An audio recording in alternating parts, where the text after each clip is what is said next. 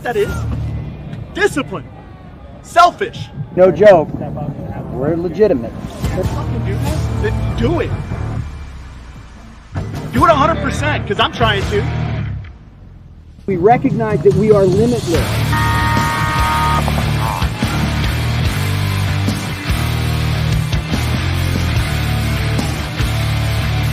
You got to be a champion to become a champion, right?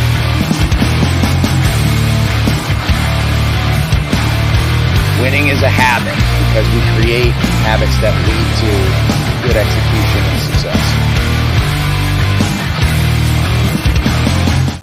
Good evening. We are live here on the 34th episode of The Coaches Show. I'm Mike Bianca, coach of the New Orleans Hurricanes, and with me as always is my friend and coach of AC Diesel, Ryan Gray. Tonight, we'll chat about the Mid-Atlantic Major Event Finishers, the ESPN production of the finals match, and then, as promised, break down the Lone Star Finals played on Thursday before the MAO. Tonight's episode is brought to you by Maxed Sportswear. For all your custom paintball goods, get Maxed. And BKI, the best knowledge in paintball. Ryan, how are you this evening, my friend? Man, I'm a little sick, but I'm here. My spirits are good. Just don't feel great. For anybody who flew home Sunday night, probably knows what I'm dealing with. Delays and all that chaos. I got home at 3 o'clock in the morning. And I don't know if I've shared this before. I may have. I'm somebody who goes to bed at 8 o'clock and gets up at like 4:30 in the morning so I can read and go to the gym. And so going to bed at 3 a.m. Was not good. And I didn't sleep great at the event. It was really interesting. And I'm sure everybody who played on Thursday can attest, like preparing for two events was a lot of energy. And then, you know, kind of to get knocked out early on Thursday, sort of, you know, you're on this weird emotional kind of roller coaster where you're having to like get your attitude right away to go in and walk a new layout and, you know, get your guys ready. And anyway, so I don't feel awesome, but I'm here and I'm gonna put a smile on my face and we're gonna have some fun tonight. I'm really excited to talk about number one, just you and I have been talking about not only the disparity in the pro league, but also in semi-pro. And one of the teams we've been talking about a lot, you know, played really well and won the tournament. We'll get into that, and of course, get into the WNXL as well. But first, I want to make sure I touch on that the next two clinics we will be offering. The first one will be in Dreux in Paris, or just outside of Paris. The link is live for that. So details for like when it will be, because again, it's going to be we're in a roundabout time right now. So the Dreux clinic, we are going to be doing as soon as Nations Cup is over, more than likely right around 5 p.m. As soon as I have the location, I'll get that updated in the sign-up form. And then our Chicago 101 will be available, is available now. That one will be on Thursday morning, 10 a.m. on the pro field. So we'll use the VIP and then we'll walk out, do a field walk using the pro field. And then we will go back into the classroom still there in the VIP. So those two are set. Links are live. You're welcome to sign up. We've already had one for the Chicago clinic who's already signed up. Both of those are going to have a max of 30 participants with a little bit of caveat for the Dreux one. If we get more than 30, we will probably bring in another coach to help out, simply because for you guys in Europe, we really don't want to narrow it. We want to be able to offer as many spots as we can, but really for just Mike and I to do it, we can't really do it for more than 30 people and it be meaningful. So the Chicago one for sure is only going to be 30 people. And then we will also be doing one at World Cup. Of course, you don't have to worry about sign up yet. These first two are going to be the 101 tournament prep things. And then World Cup, we're going to do a 202 for everybody who has done. And that doesn't mean you have to have done Chicago, Dreux, or Texas, but it will be more meaningful if you have. We'll do kind of a 202, which is going to be wrapped around game management stuff, which is really fun and important. Talk a lot about clock maintenance. You know, we see it at every event. Coaches really don't and players really get confused when it comes down to clock management. So those links are live. If you want to participate and get involved in those, please get signed up as quickly as possible. If you get signed up in time, it's going to be about 3 weeks probably when I'll start notifying people that we're going to shut it off. We will give you a free Coaches Show shirt. It's not going to be like this. We are making some new runs. We'll have one for Drew specifically. We'll have one, probably the Drew one will be Drew and Chicago, but then we'll have a special one for World Cup as well. Right. So, all right, let's jump right into the tournament stuff. So, number one, blind layout. Let's kind of talk really quickly about the blind layout, and then we'll jump into the divisional things. I know we're going to kind of go back and forth a little bit, but I wanted to get your take on, because I liked the blind layout. I thought it was cool. I enjoyed sort of watching the process of watching the pro teams kind of, navigate through the play development process and that information coming back in and the little minute changes you can see teams making throughout the weekend. So kind of what were your thoughts on the blind? Well, first of all, I liked it as well. I think when you have a blind layout like that, especially in the pro division, you're talking about a great equalizer. You're going to have that experience, which should have an advantage. However, because everybody hasn't dialed in shots, it's all theory until, everyone has a plan to get punched in the face, right? And so you've got that puncher's chance from some other teams that can get out there. And I love to see the creativity that comes from that blind layout. Certain teams from a financial perspective don't sit there and get to practice the layout 6 to 10 days. It's hey, perform or go home, execute or go home. And I liked the layout. That it was interesting to me how a lot of teams, it was almost like you and I called it. In the fact, I believe you and I had this discussion. We said, you watch Friday morning, it's going to play really fast. And by 11 o'clock that day, watch it slow down. And that's exactly what happened. Unless you were the Russian Legion, in which case you were hauling behind the whole time. And I don't mean behind, I'm talking, it's in the Bible ass, here we go. It was impressive to watch how they played. But the blind layout was great. I think you saw a lot of the similar setups. The setup, and we'll talk about that when we go over the finals match. But of course, when I'm talking about setups, I'm talking about Lone Star, and I'm also talking about the blind.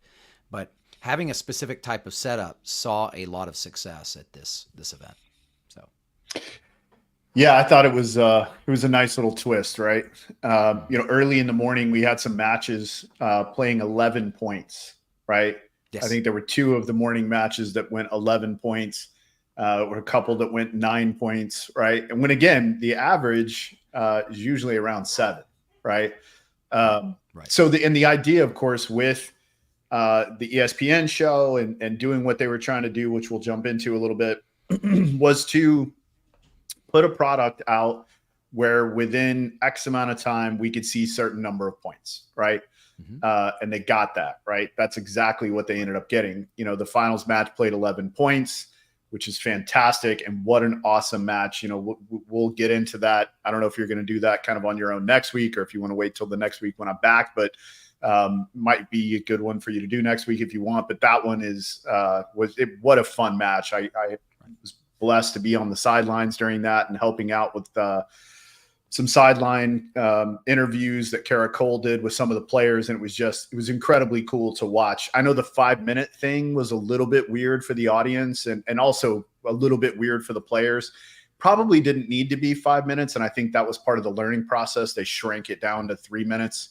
It was kind of interesting when the moment they shrank it down to 3 minutes, we were doing a quick interview.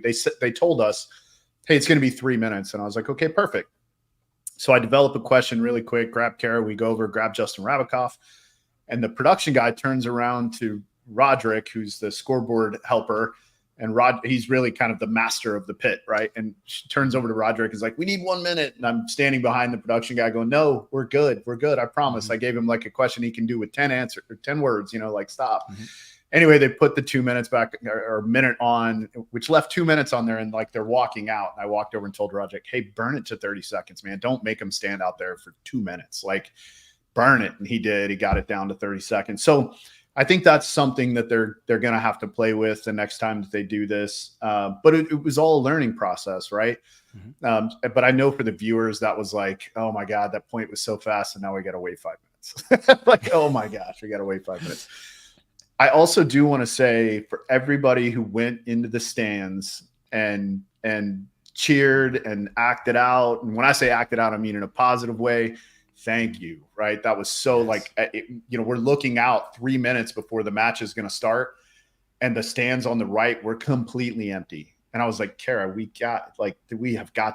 got to be people in that thing. Like, we can't show this thing with nobody in the stands. So anyway, thank you for everybody who did get out and jump in the stands. But really neat. The layout played in a way that the aggressive teams really did get the benefit, right? If you were a team that was going to take a lot of risk, maybe not right off the break, but really early in the point, it was going to reap benefits, right? We saw 100%. That with the way the Russians played. We saw that with the way Aftershock played. And honestly, with the way Dynasty played the layout too, they were really aggressive. Blake Yarborough on day 2, I noted several things that he did kind of in that inside channel on the Dorito side, creating a lot of opportunity for his guys, played really well. So I think, what they were trying to develop and design with the layout, Jason, got what he was looking for. So I think it worked really well. Yeah. So Legion wins 2 in a row. I think what we've got here is Aftershock. I mean, what can you say? They take second at the event. This is a team of superstars that is gelling and showing such a controlled, chaotic attack that just works. It's an interesting approach, the way they choose to do things, and I love it. It's exciting. Impact. Wow. Impact came back, played this, incredibly well. Such a great game this past weekend. They look poised to be the spoiler, beating Dynasty and mercying the Ironman and Infamous, and gave, in my opinion, the Russians the best game of the weekend, personally. No doubt. I didn't understand, and maybe if somebody's watching and they can answer this question in the chat, I don't know how Russian Legion and Impact ended up on the same side of the bracket. I'm so glad you brought that up. We noticed that as well. How is that? Like, they finished 1 and 2. Yeah, they finished 1 and 2. They should have been on separate sides of the bracket. I was a little bit taken aback when I saw it. I didn't understand it, but I'm constantly confused when they do the draws, to be honest. I never really feel like I know what's happening. But yeah, I thought that was really weird, the Impact. But we talked about this in our pre-show too. The last couple of times we've had blind layouts that they played, Impact's done really well, right? Of course. So I don't think it was a surprise necessarily to see them do well. But I'll tell you what was surprising is not only to see how well they did, but how aggressive they were. That's not normally when we think of Impact, that's not normally the way we think of Impact. We normally think of them as more methodical, controlled, get a kill, then make a move kind of tempo. Man, they were aggressive, came out, looked really good. I thought Trevor Reeser played really well on the Dorito side with Derula. Created a lot of tempo over there, stayed really close together all the way down that side. That's right. I thought that Impact looked great. So we can jump right in and talk about the pro division, since we're going to flip back and finish with Texas. But yeah, so San Diego Dynasty bounces back after, kind of a lower performance for them in Texas, takes 4th place and is sitting at 4th overall. Edmonton Impact takes 3rd place. Again, kind of a bounce back from their Texas performance and is sitting at 6th overall. Chicago Aftershock taking 2nd place. You kind of mentioned, WOW, right? Which I'm going to say I'll mimic the WOW, right? Not only taking 2nd place in their 3rd event, but I think, little Todd, he and I've talked a couple of times, and he's made comment once or twice that there were people saying we wouldn't make a Sunday, and I'm like, I don't know who's, and I finally grabbed him right before the final match, and I was like, okay, you got to who said this?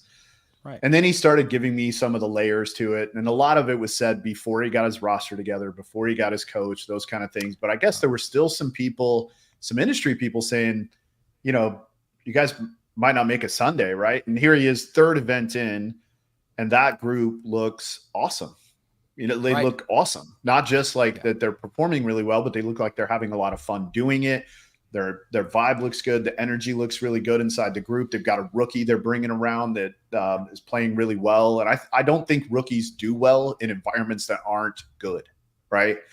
Right. So to watch Ryan Hoskinson play the way he's playing and be allowed to make mistakes, right? He's making mistakes. They're putting him right back in. Yep. Yeah, making mistakes. They're putting him right back in. Not hey, you got shot out of your spot. We're gonna set you down, young man, for a few points. Made a mistake, maybe sit him for a point, get him right back in there, right? That's right. So yeah, it looked like maybe you wanted to add something there.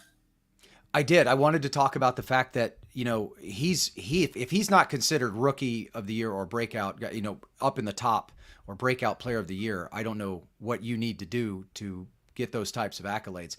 But he was making, like, he would have these great points and then he would make a mistake.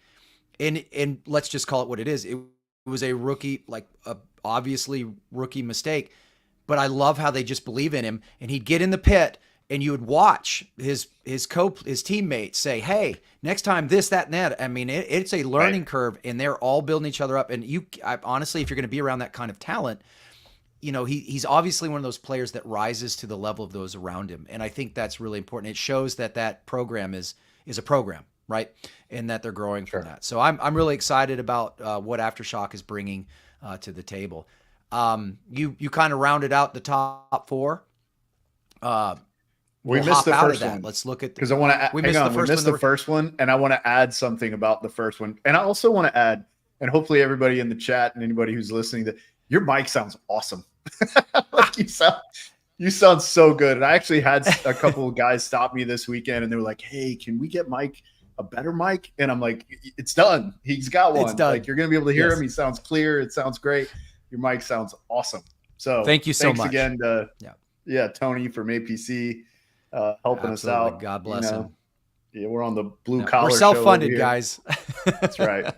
We're self-funded. So not only did the Red Legion win the tournament on Thursday and the Mid-Atlantic Major, but they've now put themselves 123 points ahead of the second place team. Mm-hmm. Yep. 123 points. And so because, you and I talked about this at the beginning of the year, because there's such a shift in where teams are moving around, right? There's, and we talked about, really, I'm surprised we're seeing as much of it as we are. Houston Heat's been really consistent. There's been a few teams who've been pretty consistent at the top, but that 2, 3, 4, 5, really 2 to 15, 16 has changed a lot. Right, over the first three events. It's not just been the number 1, 2, 3, 4 have been steady. All those spots have been moving around. In fact, and 2, 3, 4, and 5 are only like 50 points apart. Right.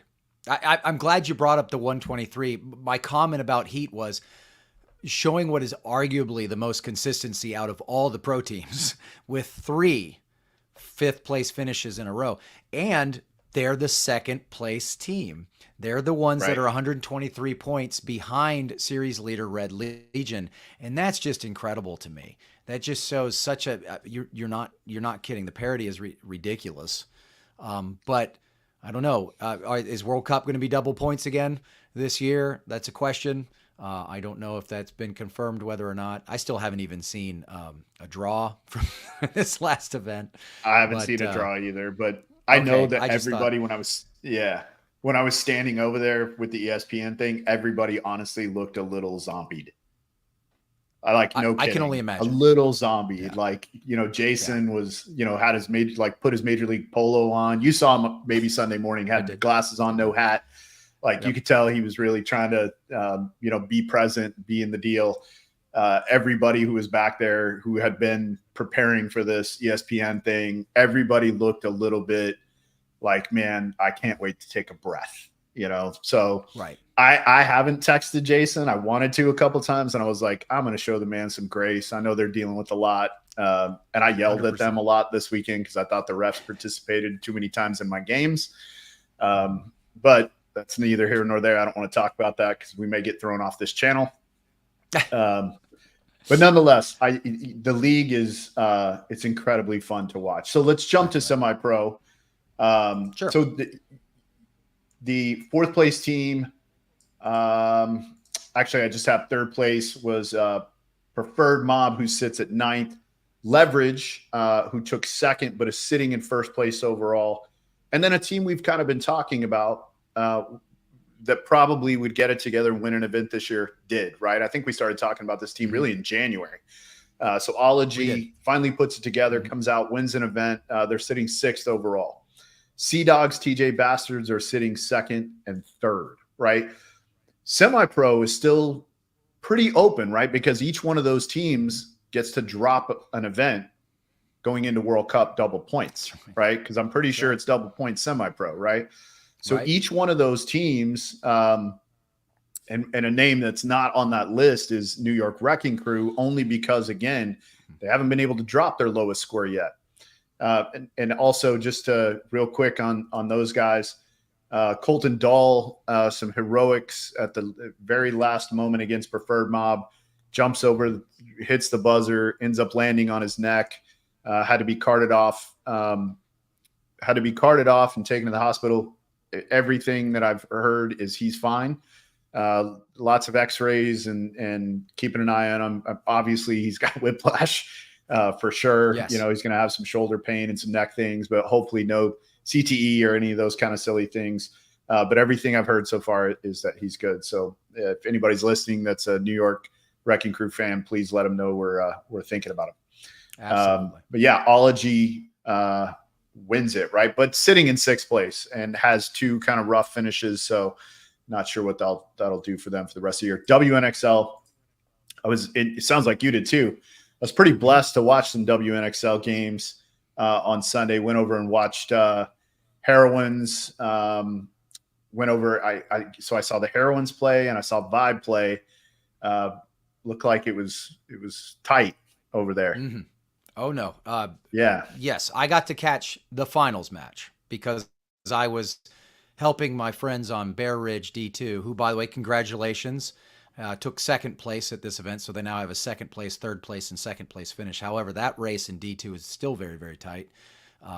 So I think they're only 7 to 12 points ahead of the second place team, which I believe is New York Brave. I may be wrong, but long story short, the Heroines got out there and take it in overtime against the Cheetahs, and it was a back and forth match. It was incredible to watch. Lots of exciting play from those two groups, and well done by both. Yeah, so Vibe took fourth, but sits in second overall. The High Rollers take third spot and sit in third overall. Cheetahs finished second, but still sitting in fourth place overall in the rankings. Heroines take the win and then take also the top spot in the season rankings. Also to note, the Heroines brought back Rosie McCurley, which also meant they got to bring back Coach Brad McCurley. So I walked over. Literally, when I walked over, I was really just going to talk to Anthony for a second, and I look up and there's Brad, which also standing right next to Brad was Gino Benedicto. Do you remember Gino? Yes. Okay, I hadn't absolutely. seen Gino in like years, right? And he says my name, and so I walk around the thing and I honestly didn't recognize. I said, "Kind of Gino," and he was like, "Yeah," and I was like, "Okay." Like I didn't really recognize him for a second. It took me a minute, but it was great to see him. He had his daughter with him. Got to meet her. She plays volleyball, so I was able to connect with her a little bit because my daughter plays volleyball in college, and so. Anyway, great to see him. Glad Brad's back too. I think that's awesome. Yeah. Another great coach back in the game. But yeah, the WNXL looked like the competition was really good. So this question just kind of popped up. What do you think of the comments made by players in the pro division on the alleged over reffing of certain players and teams? Again, I hate to make too many comments about reffing just simply because I don't ever want to do their job. Right. I did see some instances where I thought, and I don't necessarily think it had anything to do with players or teams, as much as I just think the refs sometimes get a little bit excited. And just like we do as coaches when we're coaching our teams, we tell our guys when chaos occurs, hey, take a deep breath, talk about it, and get it right. I think sometimes the refs need to do the same thing. They're human beings. They're going to make mistakes, but they can mitigate some of those mistakes by taking a breath, slow things down, verify that what you think you saw is what actually occurred, and then, make a decision. Like I said, I felt like we had 3 1-point matches that we lost. And I think the referees participated a little too much in all 3 of those. But they're human beings. They're going to make mistakes. They did apologize a few times, which again, never makes me happy when you apologize. There's nothing I can say after you apologize, but when you do apologize, you're letting me know that you did make the mistake and you made the mistake and those kind of things. But I don't think it has anything to do with, like, they weren't picking on Diesel. They weren't picking on my guys. It was just, we got the bad end of a few bad calls, right? We just got the bad end. But not just us. I saw it happen a few times. I think the reffing for the most part was relatively consistent. There were a few things that were a little funky where I would see some players get penalties for some things by a referee, and then that same referee not call the same thing later, which, when I look for consistency, you're not going to have a whole group that's going to be real consistent, but I at least want each referee to be consistent, right? If you're going to call that on that player, you need to call that on every player. You, the ref, not you, the group. So anyway, I don't want to talk too much about the refs because I know they're working their butts off trying to do the best job they can. I just think sometimes take a breath, talk about it, get it right. Yeah. Great question. I wasn't familiar. Yeah, it is. I wasn't familiar with the alleged over reffing or comments by pros. I do know that we had one situation that was surprising, and it was explained to me by Jason Trozen. I made a suggestion on how that could possibly be improved, and that was that. There was a minor thrown on the field, and they only pulled one player. And what would happened is Daniel Camp traded with a Blast Camp player. And supposedly something was said about, hey, check that player. I think he's shooting hot. And so they chronoed him, Daniel, after he was eliminated and was leaving the field. And he chronoed a little hot. So they threw the flag and pulled my player, which we were in position would have changed the outcome. Anyway, so I asked Jason about that. Jason explained the situation to me. I said, okay, perhaps maybe next time if we're going to chrono him coming off, we can chrono him with the same gun he got chronoed on with instead of a different gun, right? Because we all know how the chronographs can be. So they were 20 feet different. 20 feet. Yeah. 100%. Yeah. Because after I saw that happen, I had my guys like literally chronoing on, and then when they would go to the other end, I'd have them walk the net and go to the other chrono guy and chrono on down there too, just to check it. Right. So, and I was having my guys, even when they were chronoing the other team on, my guys were still checking their guns just to be, because after that happened, I'm like, oh, we're not taking any chances. So, but yeah, that was the only thing that I saw. Hey, yep. Todd Adamson's now in here, so we got to stop saying anything good about them. We just, got to keep his head right. He missed all the love we gave him at the beginning of the show. So hey, Todd, don't worry, we took care of the boys. They played well. So they did. Great job. Congratulations, Todd. So, your boys did a great job. And that's you, man. You put all that together. Yeah. So thank you as a fan. Yeah. Thank you. So, all right. Well, do we want to get on here and do what the people had come to see? And for sure.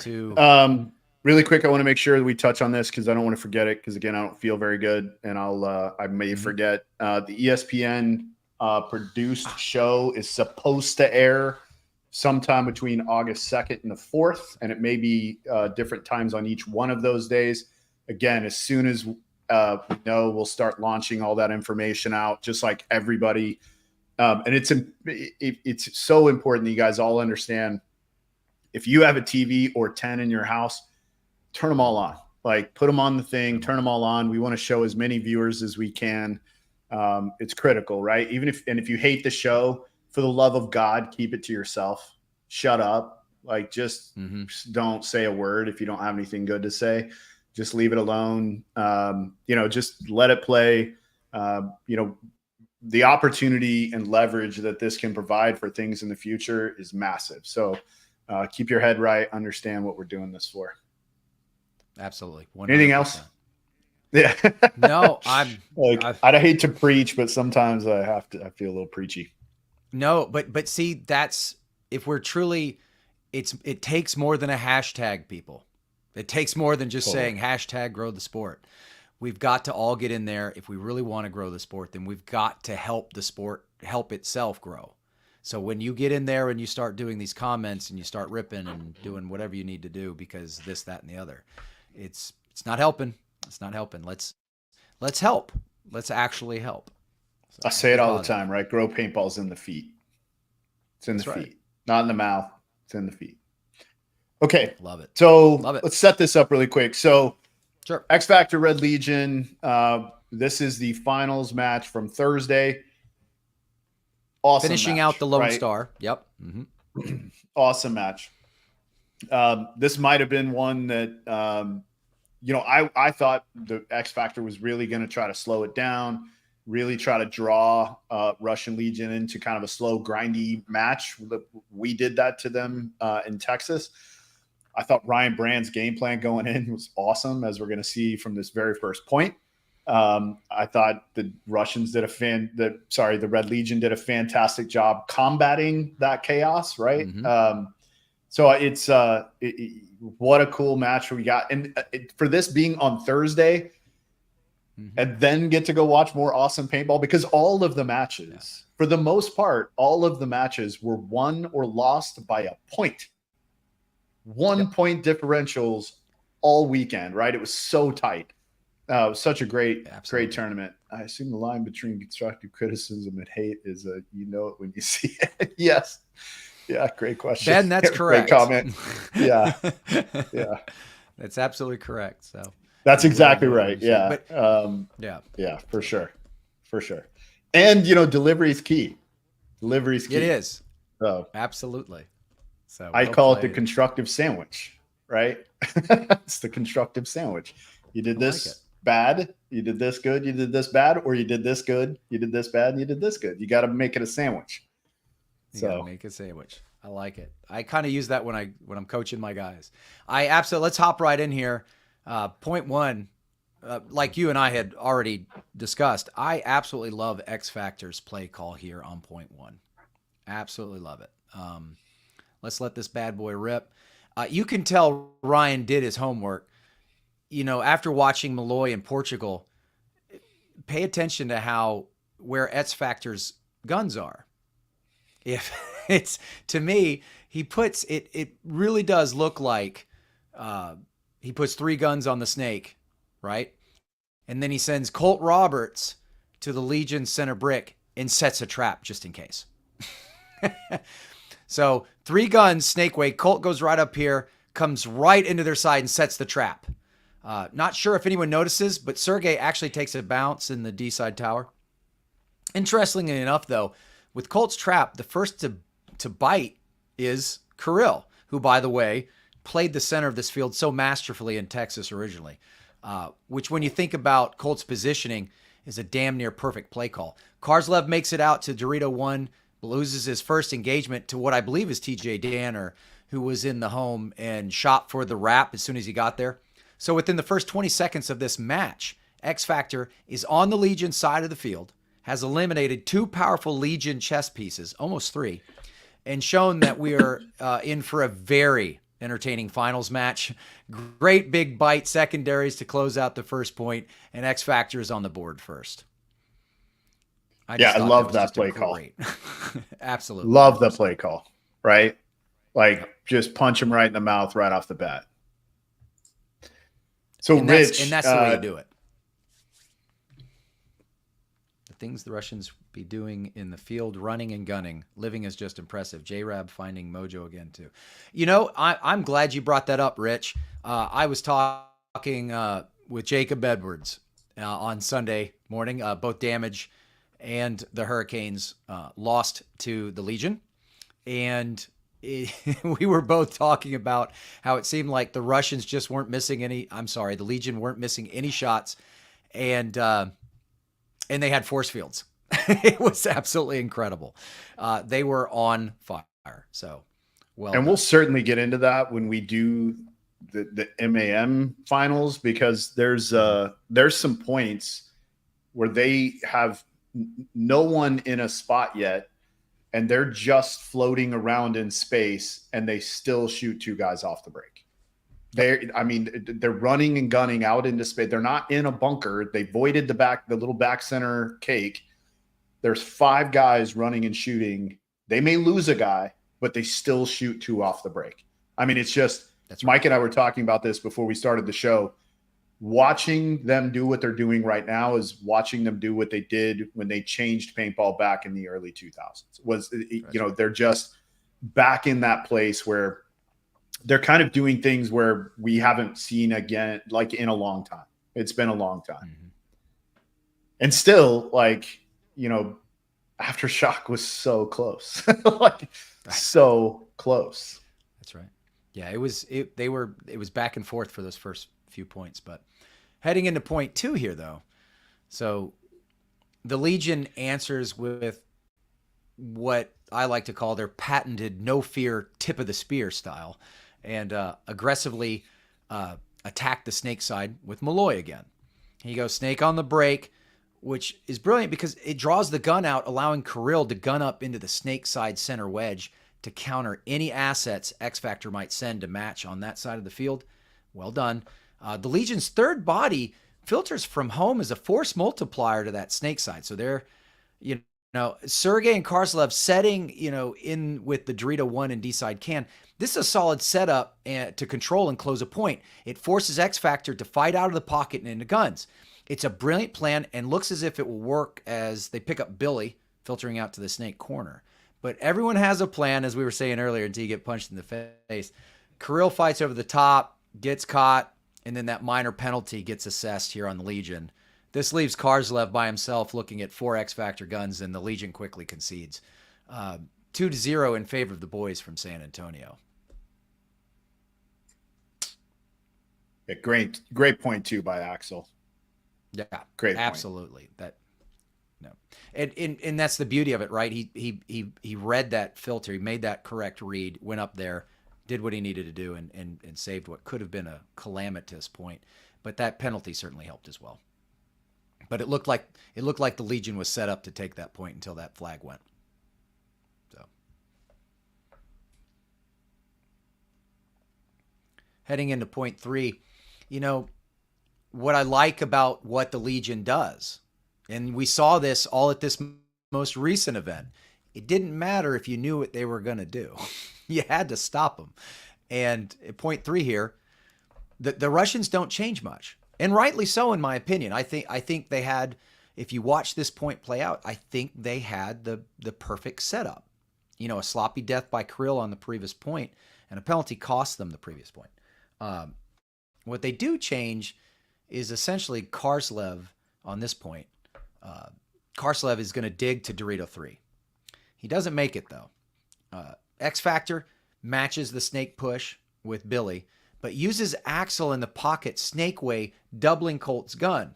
It doesn't pay off, and it costs Axel his body, as you can see.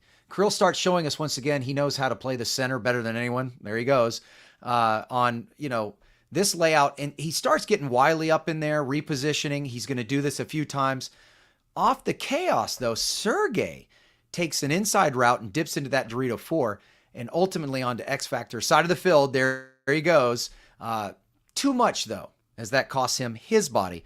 X Factor has the 4-on-3 advantage here and are set up comparatively to Legion to burn some clock and close out.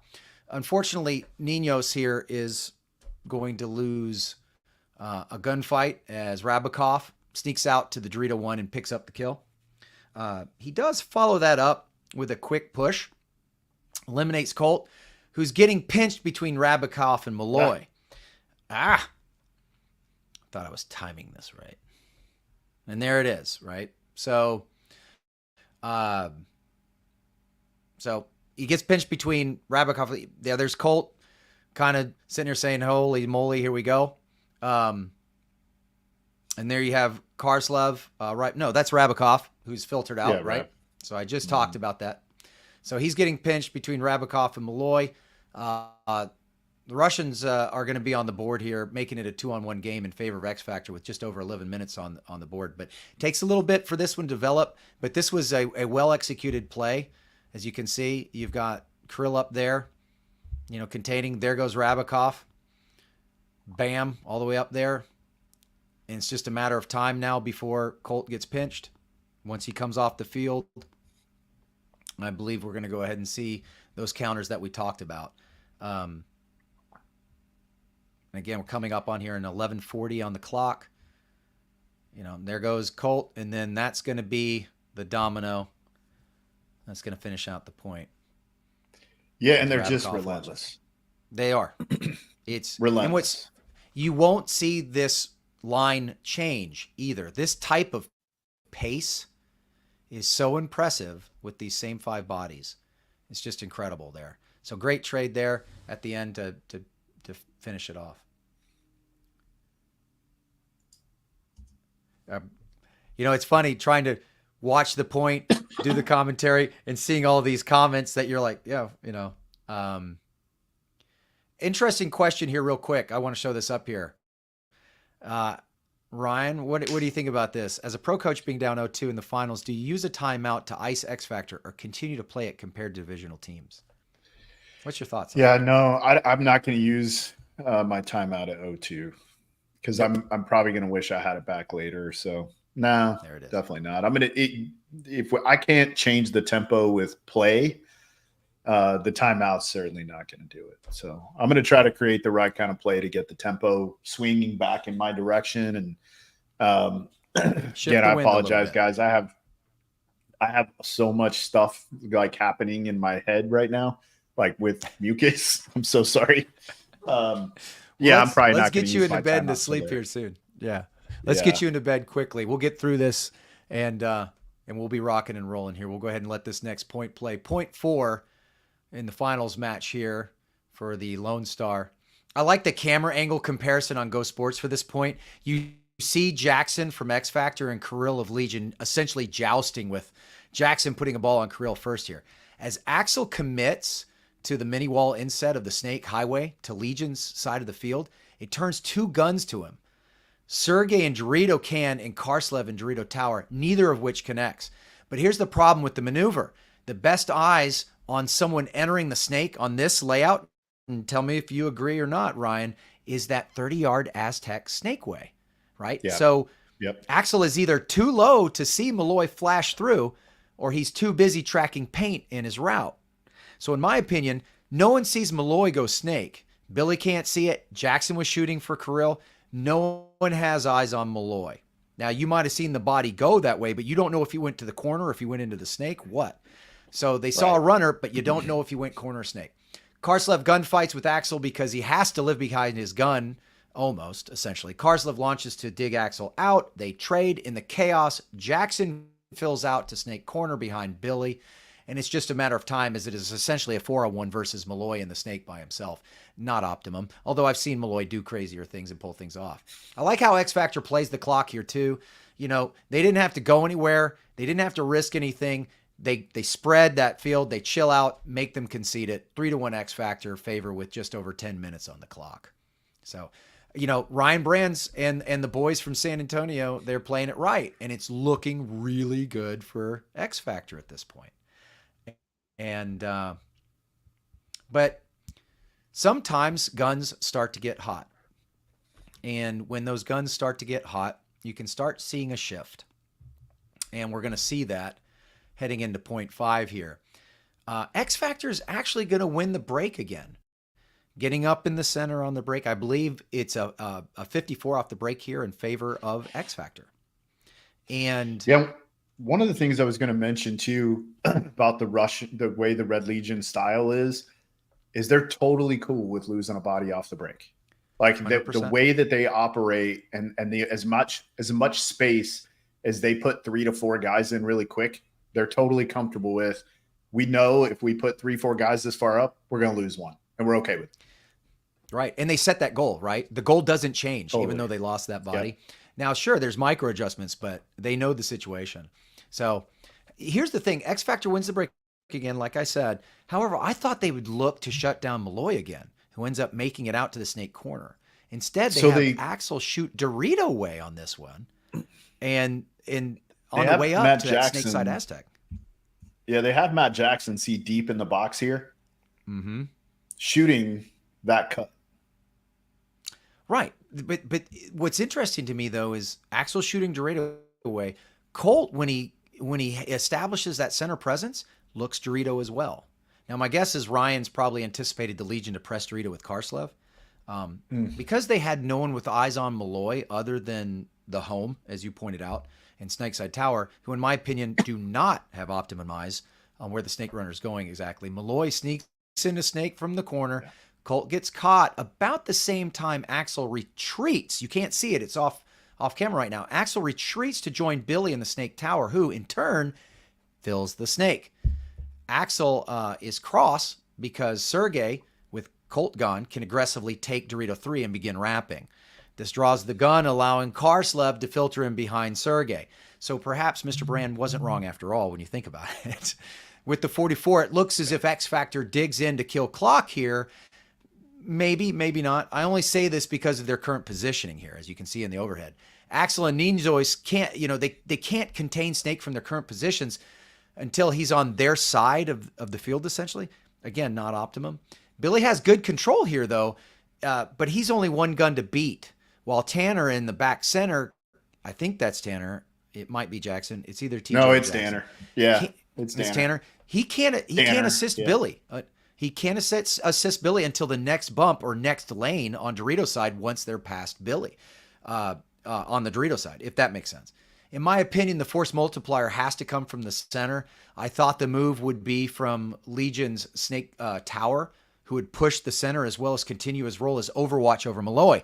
But this is also a great position to close from. Malloy and Sergey take the 50s, and in true Legion form, they take the center with Karslev from the Dorito side, which of course makes perfect sense. I wouldn't have seen it, but when Ninos falls here, this allows Legion to put X Factor quite literally in a corner and close. An incredibly well-executed point by Legion, by the way. Yeah. It's just, so as you can see, they're stuck in the corner. They're closing out here. It's going to be Legion's point. And Billy gets caught there with Malloy. And then it's just, boom, there it is. And then, of course, one of the fastest fingers in paintball, I thought, he's not going to concede this one, obviously. And they're going to make him walk it in. Why would you concede when you're up 3-1? Kill as much clock as you can. So good stuff. So now it's a game, right? Now it's a game. It's a 3-2 game. I believe we're just over 7 minutes left. Impressive. So you're starting to see that, right? You're starting to see there is a little bit of a momentum, but it's obvious that X Factor knows how to play the field, and it's obvious that the Legion doesn't care what X Factor's doing. It really seems that way. It's like Legion says, hey, this is what we feel are the keys to the field. We're just going to keep doing this, and you better hit your shot, because if not, we're going to be on your side of the field within the first 60 seconds of these points. Point 6. Best way to sum up this point is the Legion win the break. They capitalize on the damage made. They do it quickly, tying the game and preserving plenty of clock here. Just watch. Like, here we are now. We're 12 seconds into this point. I believe it's 53, and they're already. Malloy's calling his shot on the can there, cross field. Jackson tries to make the counter, gets caught. Great effort. That's what you want to see out of your players when you're down bodies. Let's go. Let's take it to them. But Tanner has to fight two fronts. It's not going to happen here. And I believe there was 46 seconds when this clock started, and they're going to hit the buzzer here at just under 7. So it's almost as if the Legion didn't quite know the count there towards the end, or maybe it was a tactical maneuver to burn a little bit of clock there and just be smart about it tying it up. But incredible match so far, right? It looked like it was X Factor all day, and now, so you had 3 unanswered from X Factor. Now you've had 3 unanswered from Legion. What a finals match. Incredible. Heading into point 7. Once again, a great play call from Legion on this one.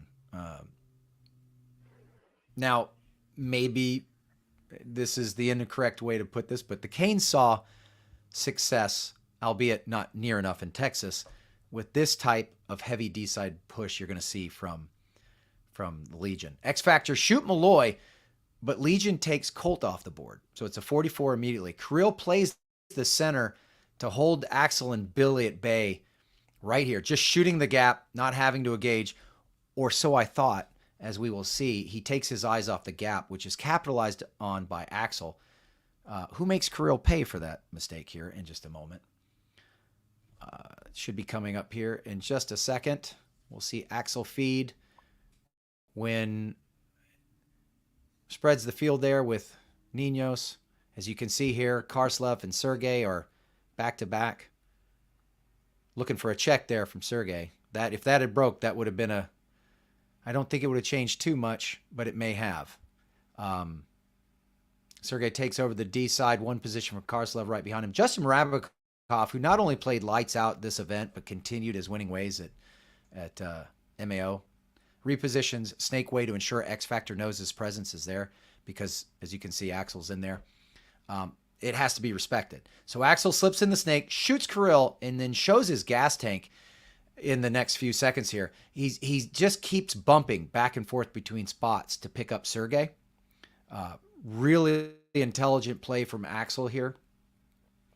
Karslev, in the meantime, prior to Sergey's death, who's going to get caught here. Sergey's going to step on Axel's head a little bit here. He misses his initial engagement.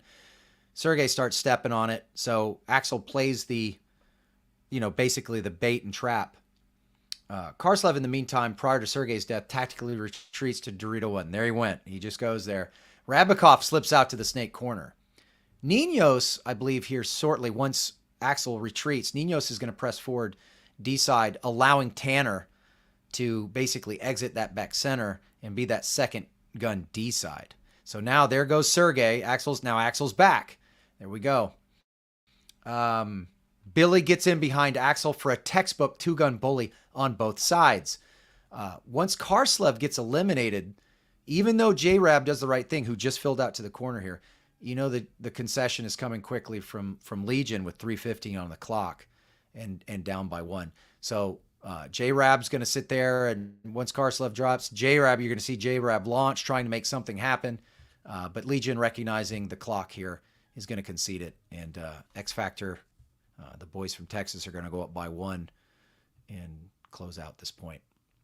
Well counter. See, here comes the 2-gun push. Well done. And it's just, it's basically X Factor's point to lose. Any additional comments, Ryan? Yeah, Kevin Fillers is telling me Semi-Pro does not drop a score. He corrected me there. Okay. And also it's Danner, TJ Danner. What have I been saying? Tanner. Have I not been saying Danner? You've been saying Tanner. Have I been saying Tanner? Yeah. I did. It's TJ Danner. I know his name's Danner. I guess I was just getting caught up in the excitement. And there's the concession from Red Legion with 3:15 on the clock. The boys from Texas going up 4-1. So, once again, exciting finals match. I believe the average point scored, or the average points played per match in Lone Star was what? 6.1, 6.3, what? 6.13. Now, keep in mind, too, we knew on Thursday it was going to be better because the ground was better.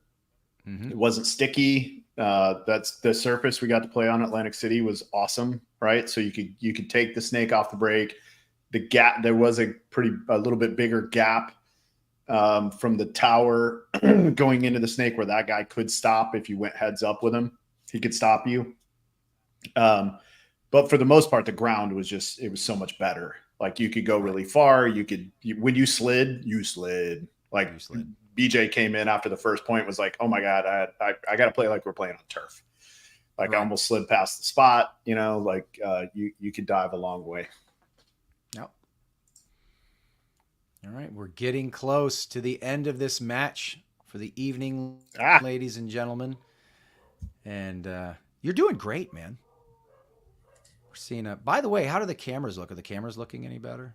Possibly. Let us know there's been some comments about that.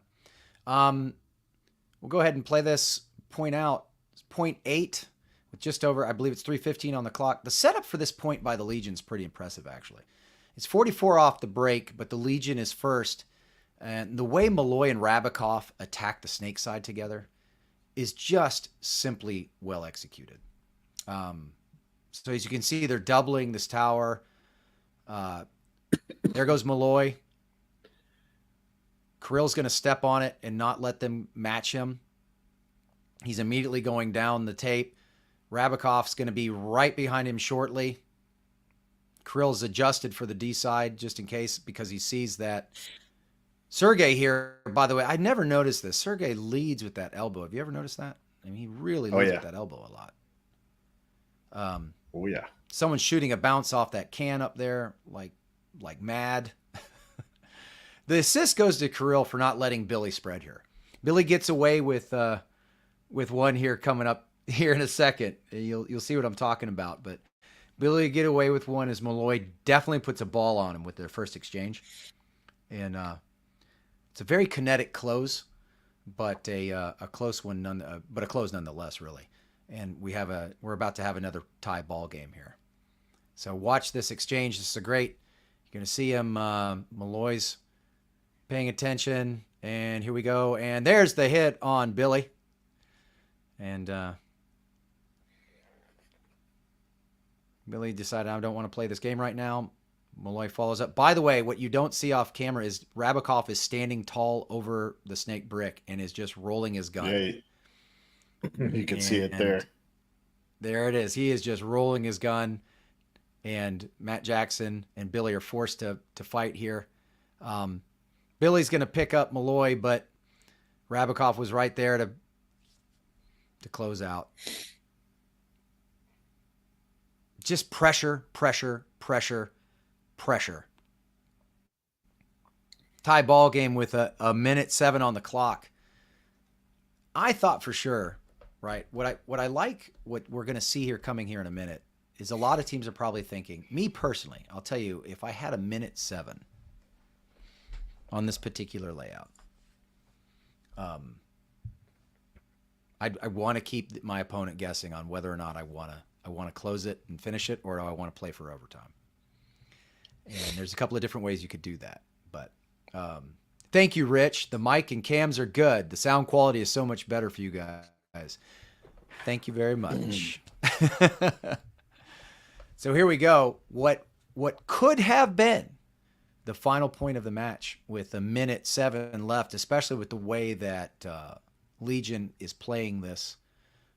X Factor is going to pocket up, but they do put Axel in position on the straights this time from that Snakeside Aztec to see exactly what is going to happen Snakeside.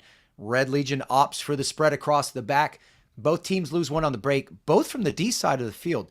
It's interesting because Legion would have the advantage of being wider snake way, but Billy quickly takes the snake around the same time Kirill takes the center, with J-Rab quickly taking Kirill's spot in the snake tower. The Legion just developed faster this point, in my opinion. They're putting themselves in a position to steal the point with a 3-man operation snake way. Axel repositions with perfect timing to catch Kirill, but then Malloy does the strangest thing. Yeah, that was the weirdest waddle. It wasn't it? He goes coast to coast from snake corner to D corner, and the only word I could think of to the adjective is meanders over there. He didn't sprint. He didn't run hard. This is some kind of Jedi mind trick to make X Factor think he's a ref. He's a ref repositioning or something. Anyway, it's the weirdest clock expires. Waddle. It's so, look at that. Show that again. Look at that. Look at it. He's just meandering. Speed, no speed, no intention. Just like, I'm going to wander over here and just see what happens. Yeah, there he goes. There he goes. Follow the one there on the right-hand side of your screen. Yeah. Anyway, clock expires and we head into overtime. And So weird. honestly, just fascinating. I really do feel like it was some kind of Jedi mind trick. This is not the Legion you're looking for. But time expires. 2 minutes on the clock. We head into overtime. What a finals match. Blow for blow. Right? Just blow for blow. Up 3, tied 3, up 1, up tied 1. Just incredible. Ultimately, though, it's the break that decides this final point. It was kind of, again, it was an awesome way to set the stage for Atlantic City, right? Like to end with this match going to overtime. I don't love what happens right here off the start of this point, but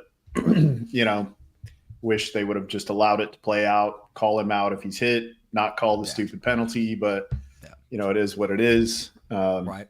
You got to be consistent. Though. Nice. If you're calling a penalty on a pack hit, if you're calling a minor on a pack hit all weekend or all event, then you got to call that minor. So as you're going to see here, ladies and gentlemen, as we wind down and we're about to start this point 2. 1, we take off. Axel gets a minor with Colt dying with an engagement almost at the same time, making it a 5-on-2, 12 seconds into the overtime point.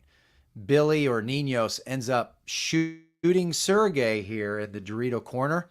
And then Billy gets the drop on Kirill, making it a 3-on-2 advantage, Legion. So it looked like they were in this fight. Billy tosses a pod and Malloy, he kind of bumps that. Malloy makes the right read to go get him here, in my opinion. So you see Billy toss that pod. Malloy makes the read. But somehow, Billy stays alive. And maybe Nino shot him in a crossfield before he got there. I don't know. I couldn't really tell. But J-Rab takes the highway, begs for the penalty coming up here. This is a great read. Here it comes. J-Rab takes highway. Ninos is looking but can't see him in time. J-Rab dives, begs for the penalty, and gets it. Game over. Red Legion is now the Texas Lone Star Major champions. I want to be clear. I thought that penalty was deserved. Okay. I thought that it's true. We went back and watched it in slow motion at the house, and I'm gonna have to. At first, it was like because when they show it on the replay, they replay it in slow motion, so you're thinking in slow motion, that's bang bang, right? Billy's starting to move that way, and then you go back and you're like, no, his barrel was down. He takes the hit, gun up, pulls the trigger, and immediately throws his gun up. So, I think it was deserved. It was legit. I think it was deserved. Yeah. I thought that one was legit. So, But what a great match. And again, incredible. The Legion have just, again, put themselves kind of, again, like they're the bar again, right? Yeah. Like the things that they're showing that they can do with the amount of skill that they have in the technical things, it's like they are communicating, but so much of their game plans are just revolved around this choreography and, we want to be here, and here, and in about this amount of time, and kind of at whatever it costs. Like if it costs us the body, if it costs us the point, okay, we're going to go, just do another choreography. We're just going to break out again, and it's almost like they just wear you down with this tempo and speed and chaos, and it's number one, incredibly cool to watch, right? Like it's almost beautiful if you love the game to watch them. Yeah, to watch them kind of move around in space the way that they do with their guns, and incredibly exciting. Exciting, for sure. Absolutely. Well, that's all I've got for the commentary on that match. It was incredibly fun to watch. We had another exciting, incredibly fun finals match at the Mid-Atlantic Open, and hopefully I'll go over that one next Tuesday. And is that your plan? I think so, and I might even call in a special guest to join me to review it as well. So because no one wants to watch Coach Bianca sit there and talk to himself for 45 minutes. So they just did, and it was great. I don't feel very good, and I appreciate you doing it. Yeah, so not a problem. Next Tuesday I will be in Alaska, so Mike Bianca will be running the show. Yeah, because I heard if you go to like the sick bay on a ship, they'll give you medicine. They charge your credit card immediately for your doctor visit, and then they quarantine you. So I am going to take all the meds with me. I will not go to the doctor on the boat. I will quarantine myself if I have to, but I'm not going to let them quarantine. I don't really want to be on the boat to begin with, just to be perfectly candid. Nonetheless, it'll be a good time. You're going to be Ryan Vitamin C Gray for the next 4 days. Vitamin C, zinc. I'm killing it already. There it is. Killing it already. There it is. Yeah. Well, so listen, let's go ahead and get you into bed. So what do you say you close this out, brother? I'm going to do it. Simple reminder, please, if you want to do the clinics, they're in the comments down there. If you're on YouTube, up there, if you're on Facebook, you can also send stars if you want to help support the show on Facebook. If you like some of the things we're doing, like we have nicer cameras, we have nicer mics, we're getting there, right? But it takes time. Also, the clinics help us do the same thing. I take all the money that we get from the clinics, I put it right back into the show. I think that's it. Yeah. So next week, Mike will bring in a guest. He doesn't know who that's going to be yet, but Mike will bring in a guest. They'll break down the Mid-Atlantic Major Finals, which was also just a fantastic match. Really good. And again, congratulations to Red Legion. Congratulations, Chicago Aftershock. Congratulations to Ology Heroines, all the other winners. It's a really good event. I wish we could take that venue in Atlantic City and put it in a different city, because Atlantic City is not necessarily a wonderful place to be. And I know Major League Paintball had a bunch of challenges with the city as well. So nonetheless, also I wanted to make one other comment. So I saw a lot of people make comments about the not being able to bring beer in. Major League Paintball and the NXL had nothing to do with that. That was the city. And they literally told them, ordinance. That's right. They cannot bring beer in here. It had nothing to do with Major League Paintball. It had nothing to do with the NXL. So, Infamous getting, So Rich, that's because all the games were really close, man. All the games were really close. All the margins were low. When you have a bunch of 1-point games, that's going to bring the margin down every time. If you go look statistically, 0.5, 0.75, that'll get you in. At this event, 0 would get you in. So if you were 2-2 with a 0, you were going to be good. If we would have won one more match by 1 point, we would have also been 0, and then it would have gone to like points played or whatever. Interestingly enough, if we had lost to the Russians by 1, we would have gone instead. You would also be 0, right? Yeah, that's right. Mm-hmm. Yeah. So when you have really close matches, that's the way it works. I kind of had a feeling after the morning bracket was done on Saturday that like 0 is going to be enough. Like if you can get to 0, it's going to come to the gods. But if you can get to 0, you're going to have a chance. So yeah, it was kind of weird. But that's how the league's getting, man. Like before, you have to have a plus 0.75 to a +1 to get in, because the disparity between the top and the bottom was so much different. That disparity just doesn't exist anymore. Again, I hate talking about it, but we have to, because that's the story is, the Ironmen go get 3rd on Thursday and then take last place at Mid-Atlantic. So that's just the nature of the league right now. AC's had a last place finish. Infamous had a last place finish. Now the Ironman event, we don't have a Latin Saints anymore. There's no Latin Saints anymore. I will add this. I will say, barring the addition of Chicago Aftershock, the top 7 looks strangely familiar. It really did. But congratulations to Brooklyn Bears for their second top 10 appearance this season, as well as Revo, which I believe this was their 3rd. So that's 3 in a row for Revo. So the league's tough, man. It's tough. It is. It's tough. Like, Tampa Bay Damage is sitting in 8th. Yeah. Tampa Bay Damage of is course, in 8th infamous. place.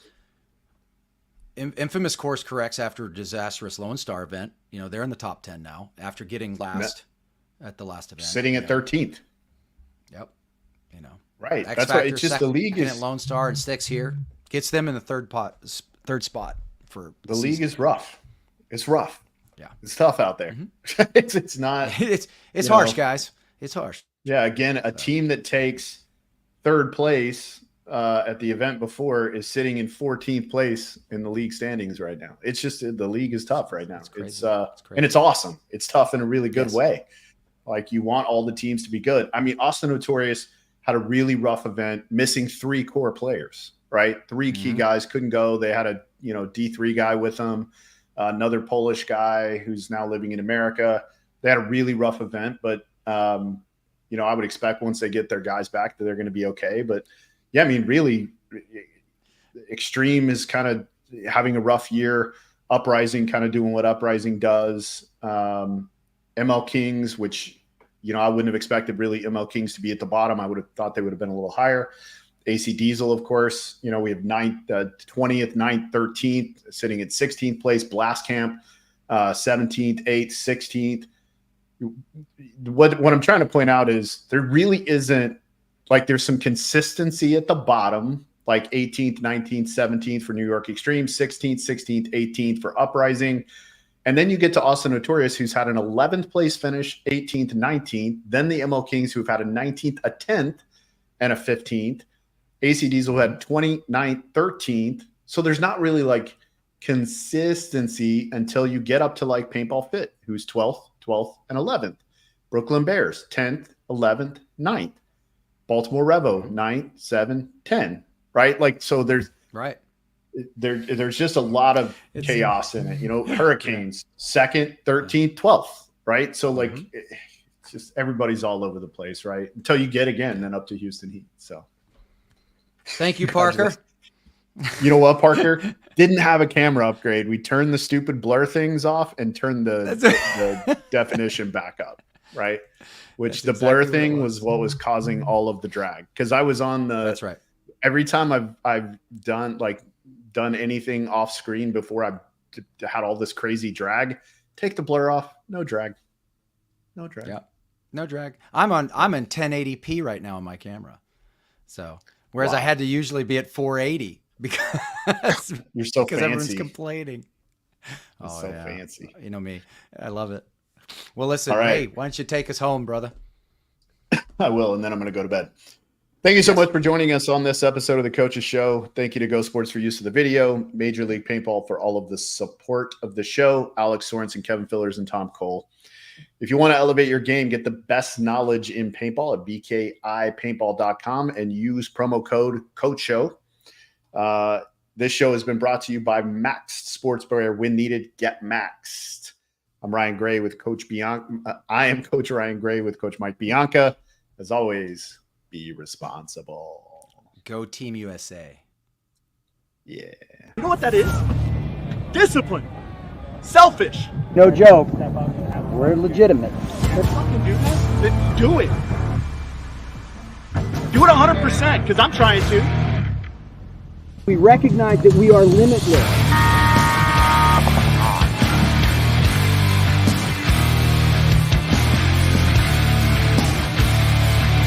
You got to be a champion, become a champion, right?